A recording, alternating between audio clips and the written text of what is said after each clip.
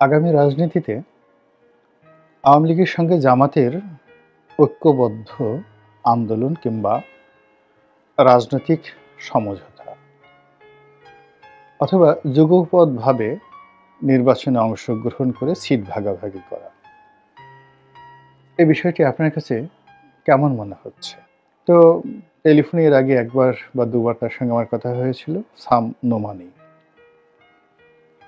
তো তিনি আমার একটা ফেসবুক স্ট্যাটাসের বা যে কোনো একটা ভিডিওর বরাতে আমার সঙ্গে কথা বলছিলেন এবং সেই কথাগুলো তিনি আমার অজান্তে রেকর্ড করে ব্যক্তিগত আলাপ তিনি সেটি ছড়িয়ে দিয়েছিলেন।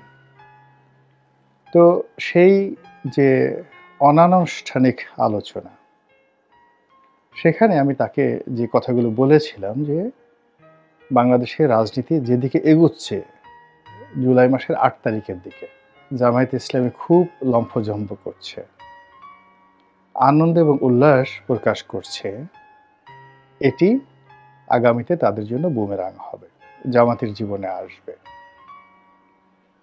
এবং দ্বিতীয় ঝামেলাটা আসবে বিএনপির উপর।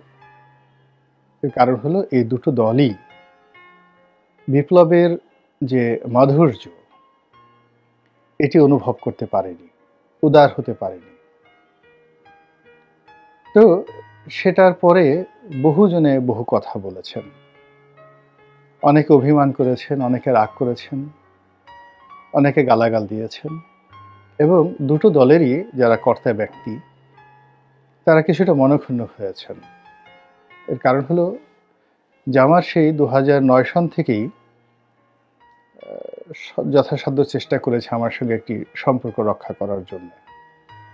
আর আমি আমার অবস্থান থেকে এই দলটিকে যতটুকু সম্ভব আমার লেখনী দ্বারা, আমার বক্তব্য দ্বারা এবং কখনো কখনো আমার যে সংযোগ রয়েছে সরকারের সঙ্গে তা দিয়ে জামাতের যারা লোকজন আছেন বিভিন্ন সময় যখনই আমার কাছে এসেছেন, কাউকে নাম বলে আমি ছোট করতে চাই না, এখানে একেবারে টপ টু লো আমি তাদেরকে সাহায্য করেছি, সহযোগিতা করেছি।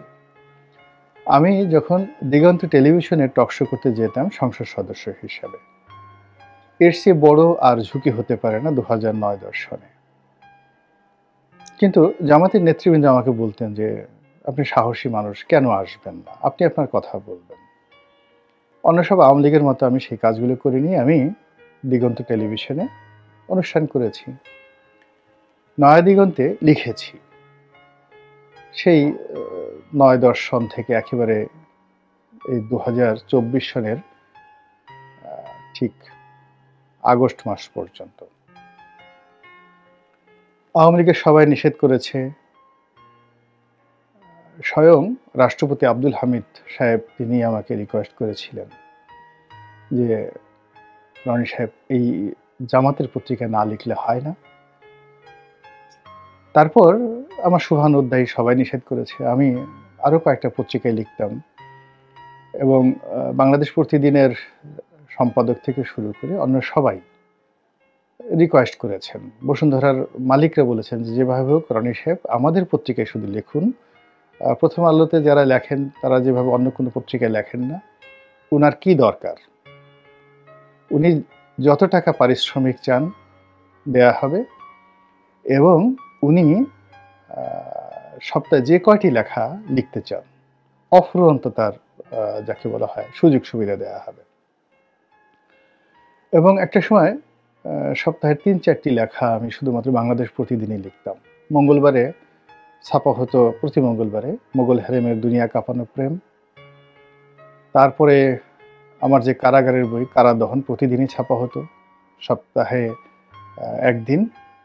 আর প্রতি যাকে বলা হয় শুক্রবারে বা শনিবারে সম্ভবত আমার সাপ্তাহিক কলাম বাংলাদেশ প্রতিদিনে ছাপা হতো। অর্থাৎ এই পত্রিকাটি কেবলমাত্র গোলাম মোল্লা রনি নিজে মালিক হলেও যেভাবে লিখতে পারতো না, ঠিক সেইভাবে কিন্তু আমি এই পত্রিকাটিকে ব্যবহার করেছি এবং এখনো পর্যন্ত বাংলাদেশের ১ নম্বর পত্রিকা হিসেবে, সর্বাধিক পঠিত পত্রিকা হিসেবে এখানে এটা লেখা ছাপানোর জন্যে অনেকেই চেষ্টা তদবির করেন, কিন্তু আমি সেই সুযোগ থাকা সত্ত্বেও নয়া দিগন্তে লিখেছি। বাংলাদেশ প্রতিদিনে আমি প্রতিটি লেখার জন্য যে পারিশ্রমিক পাই, এটি বাংলাদেশে যারা সংবাদপত্রে লেখেন সর্বোচ্চ। প্রথম আলোতে যারা লেখেন কেউ বলতে পারবেন না যে আমার চাইতে তারা প্রতিটি লেখায় বেশি পারিশ্রমিক পান।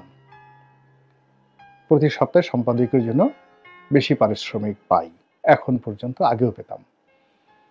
তো সেই পারিশ্রমিকের 5 ভাগের 1 ভাগও নয়, সেই পারিশ্রমিকে আমি নয়াদিগন্তে লিখতাম। এবং অবাক করার ব্যাপার হলো যে নয়াদিগন্তের অর্থনৈতিক সংকট এত প্রকট যে আমি প্রায় 5 লাখ টাকা এখন পাই তাদের কাছে।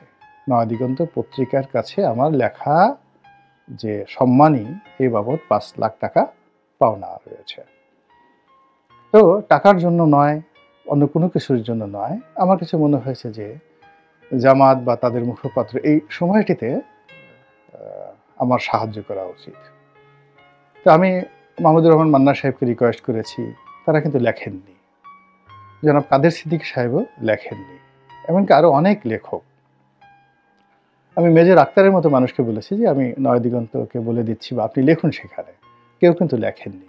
তো কাজেই আমার মতো একটা লেখক যার লেখা সব পত্রিকায় ছাপা হচ্ছে সর্বোচ্চ পারিশ্রমিকে, তো তিনি নয়াদিগন্ততে এই যে 2009 থেকে 24 পর্যন্ত লিখলেন, যে বলেন তো আমার স্বার্থটা কি? আমার একটা উদ্দেশ্য ছিল যে তারা মাজলুম, তাদেরকে সহযোগিতা করা, নাথিং মোর। তো সেই আমি যখন আগস্ট মাসের প্রথম সপ্তাহে বললাম যে জামাত ভুল করছে, তো জামাতের যারা তরুণ তুর্কি অকথ্য ভাষায় গালাগাল দেওয়া শুরু করলেন। তারপরে বিএনপির যারা তরুণ তুর্কি তারাও গালাগাল দেওয়া শুরু করলেন যে এই লোক এই আবার পোল্টি মারছে। এখন চিন্তা করুন, 2018 সনে আওয়ামী লীগ ছেড়ে বিএনপিতে কোনো উন্মাদও যেত না, সাহস পেত না। কিন্তু তখন আমি বিএনপিতে গিয়েছিলাম। আর এখন বাংলাদেশে কোনো উন্মাদও খুঁজে পাবেন না যে কিনা বিএনপি ছেড়ে, বিএনপির মতো একটা নিরাপদ আশ্রয় ছেড়ে জামাতে যেতে চাইবে বা জামাতের মতো একটা আশ্রয় ছেড়ে এখন আওয়ামী লীগের কথা বলবে।